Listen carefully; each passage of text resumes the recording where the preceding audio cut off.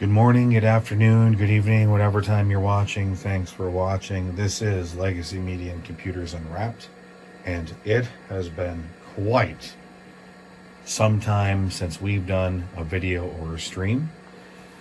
Today, as we're recording this, is Thursday, January 29th, and we're starting recording at 6:30 roughly in the evening. Now, I want to start off with a channel update, if you'd call it a channel. But the last 6 months to a year have been very stressful, very challenging personally, dealing with a close family member with cancer and that family member passing away in December, about a week before their 75th birthday.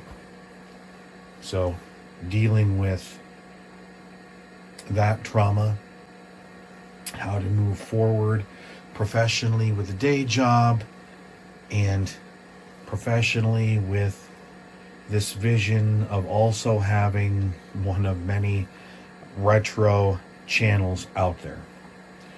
So what you're looking at is the monitor 5153 color display on top of the expansion unit, and essentially what we're doing to the right here, it's out of shot. This is a chassis of a working 5150, and what we're looking to test is memory modules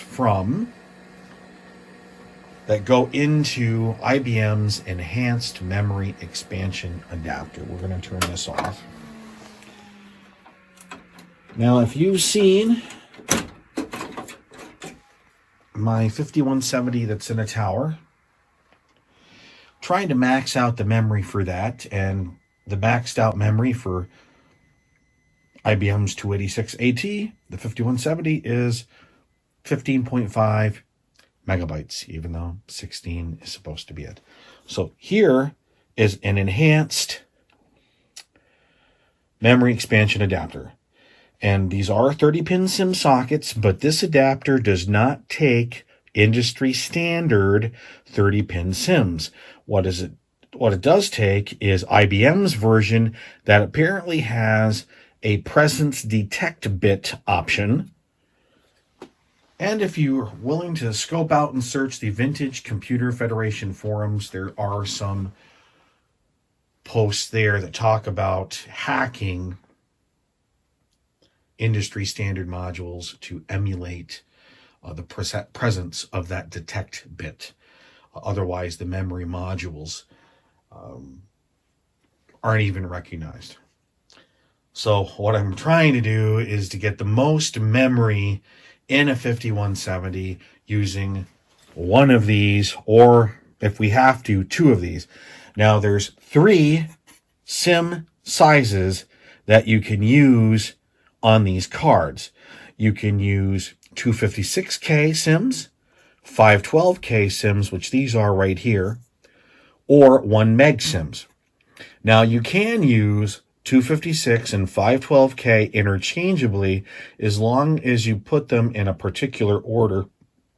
I do not remember according to the guide of operations right now if it's 256K first or 512 and then 256, or vice versa. Or you can use only the 1 meg modules. Now the 1 meg modules are what's very, very, very difficult to come by. Haven't found those. The only thing I found online are,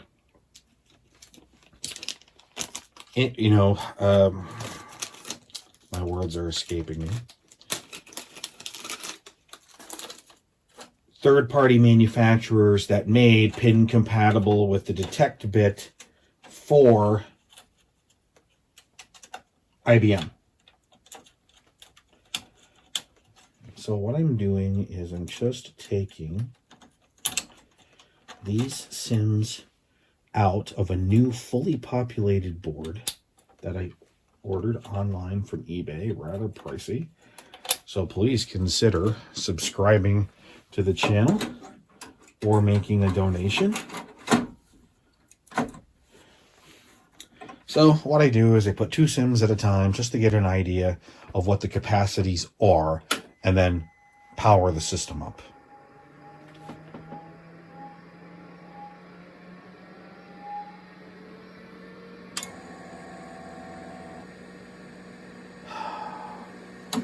So it looks like, unfortunately, those are only 256K.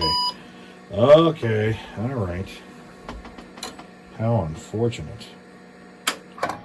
But that's what was to be expected, I guess, right?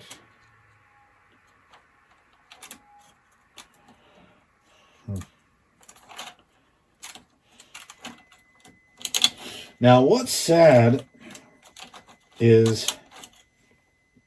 even though these modules are only 256K, the 1 meg equivalents also look like this. But haven't been able to find them with IBM's part number. So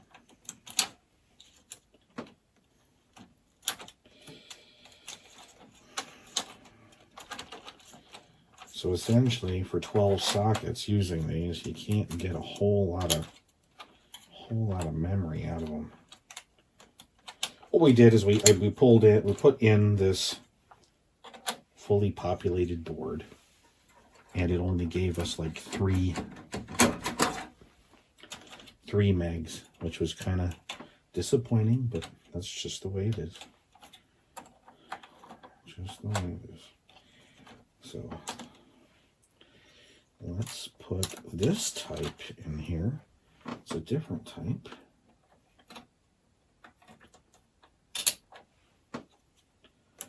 And we'll see.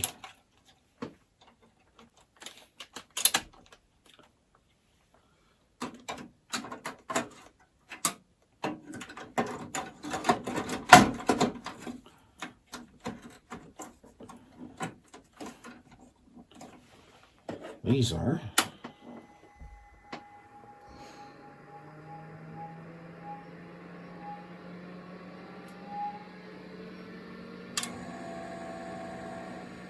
those are also 256K. All right.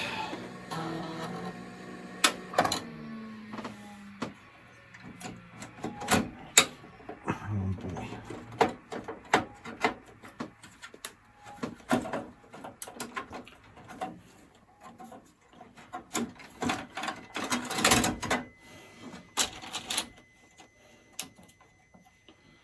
These are 256K as well.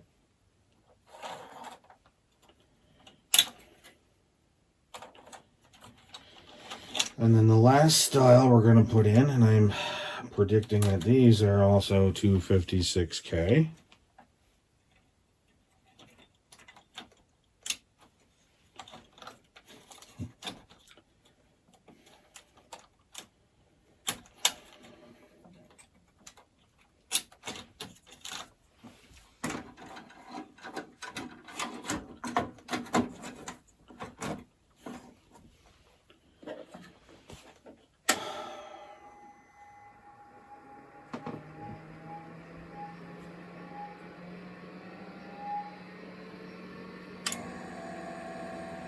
Yep.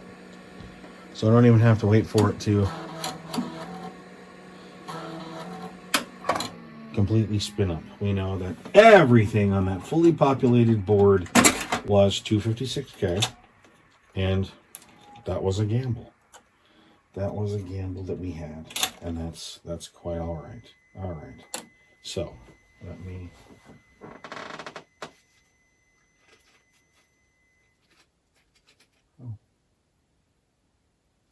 Oh, these are probably 256K as well.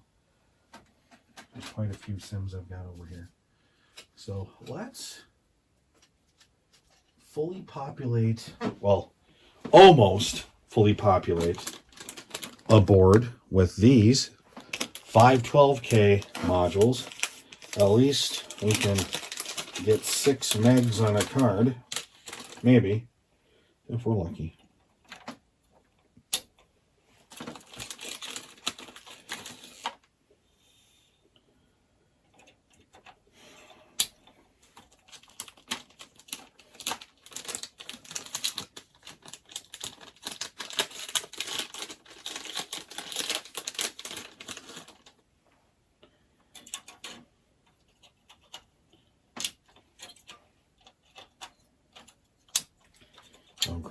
So now this should hopefully spin up with 2 megs of Sims that were recently bought, separate from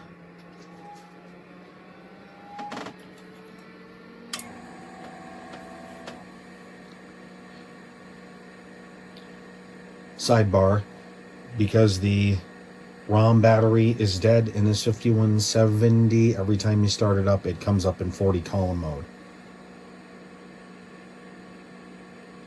So yes, 2 megs, great.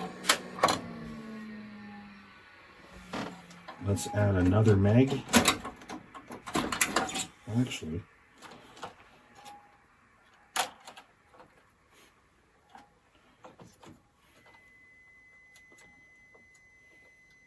oh no.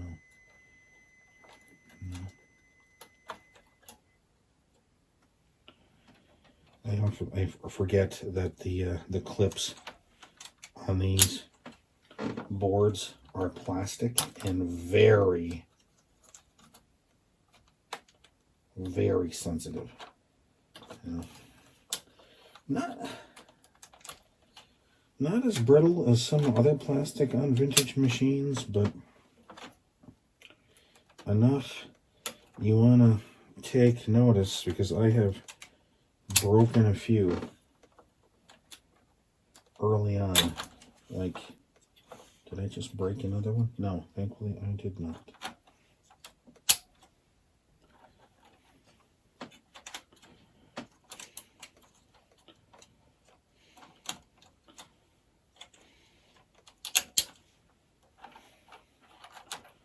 And this might be where I'm doing this backwards, putting the 512s in first.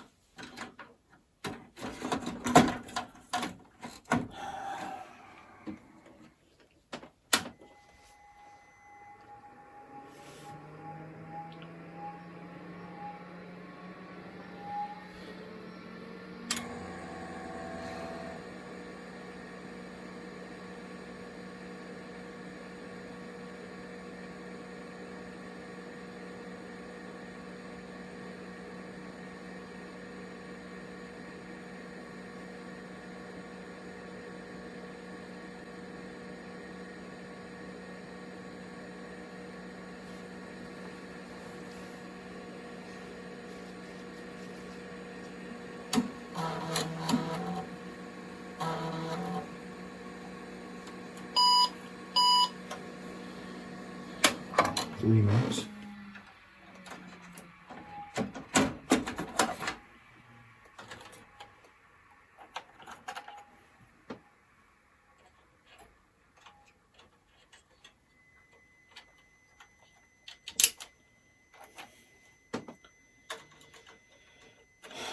And 4 minutes.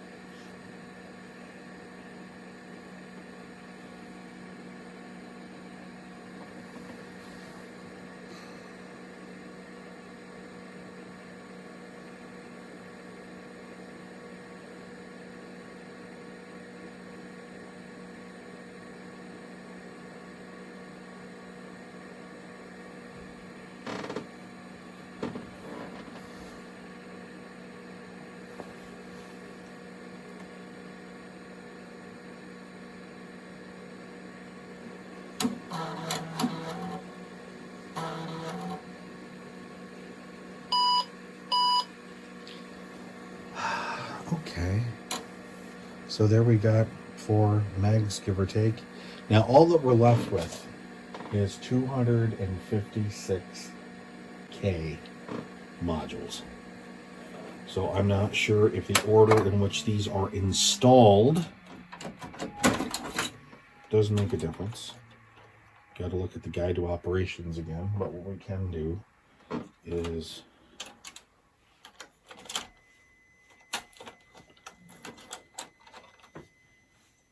plug in the 256K modules. And that'll give us 5 megs on the expansion board at least, until we can find 1 meg modules or more 512Ks, which is the happy medium, unfortunately. Now, there is an acquaintance of mine I like to consider a good friend over in the UK who does think that he's found the hack for making OEM 30-pin sims pin compatible. But he's got a lot going on in his life too right now. So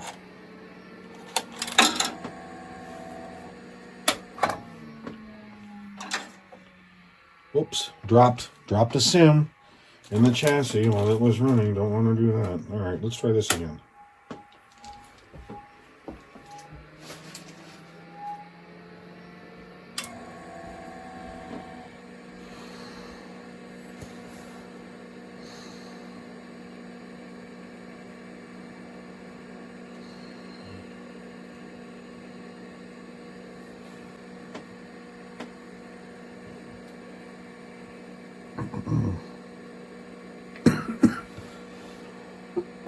Beg your pardon.